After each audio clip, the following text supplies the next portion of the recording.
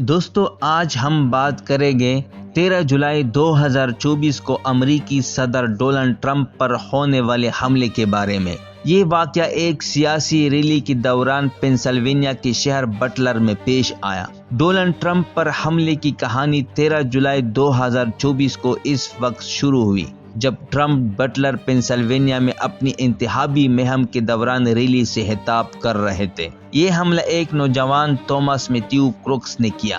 Crooks جو Bessel park Pennsylvania کا رہائشی تھا، ایک خاموش طبقے کے علاقے سے تعلق رکھتا تھا اور 2022 میں بیسل پارک ہائی اسکول سے گریجویٹ حاصل کی تھی۔ اس کے محلے والے نے اسے اور اس کے خاندان کو ایک خاموش اور الگ تھلگ رہنے والے لوگ قرار دیے۔ اس کے والد نے حملے میں استعمال ہونے والی بندوق چند ماہ پہلے خریدی تھی جو بعد میں کروکس کے ہاتھ میں پہنچی۔ اس واقعے سے یہ بھی پتہ چلا کہ کروکس کی گاڑی میں دھماکہ خیز مواد بھی موجود تھے، جس سے حملے کی مزید پہلو سامنے آئی۔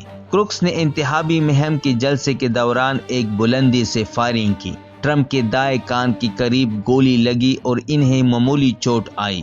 فائرنگ سے وہاں موجود ایک شخص موقع پر ہلاک ہو گیا جبکہ 2 دیگر افراد شدید زخمی ہوئے۔ سیکرٹ سروس نے فوری طور پر حملہ آور کو گولی مار دی جس سے اس کا انتقال ہو گیا۔ اس حملے کے بعد سیکورٹی اداروں نے ٹرمپ کی ریلیوں میں حفاظتی انتظامات مزید سخت کر دیے اور ان کی تقریروں کے دوران بلٹ پروف شیشے کا استعمال شروع کیا گیا۔ حکام کو کروکس کے حملے کی وجوہات مکمل طور پر واضح نہیں ہو سکے، لیکن ان کا کہنا ہے کہ وہ اس کے ذہنی صحت کے مسائل اور سوشل میڈیا سرگرمیوں کا جائزہ لے رہے ہیں۔ اس کے ذہنی دباؤ یا سیاسی خیالات بھی ممکنہ محرکات ہو سکتے ہیں۔ فی الحال یہ پتہ نہیں چل سکا کہ میتھیو کروکس نے حملے کی منصوبہ بندی کب اور کیسے کی، مگر دھماکہ خیز مواد اور ہتھیاروں کی موجودگی سے یہ ظاہر ہوتا ہے کہ حملے کے پیچھے ایک وسیع تر منصوبہ شامل تھا۔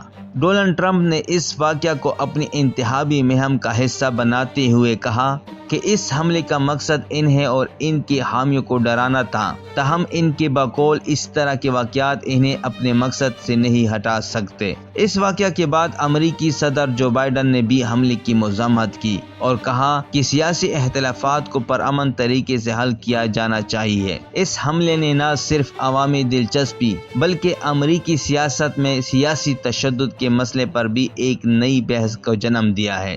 کروکس کے اس حملے نے سیاسی، سیکورٹی اور نفسیاتی حوالوں سے کچھ سوالاتوں کو جنم دیا ہے اور اس واقعہ کے بارے میں مزید حقائق ابھی تک تفتیش کے مراحل میں ہیں۔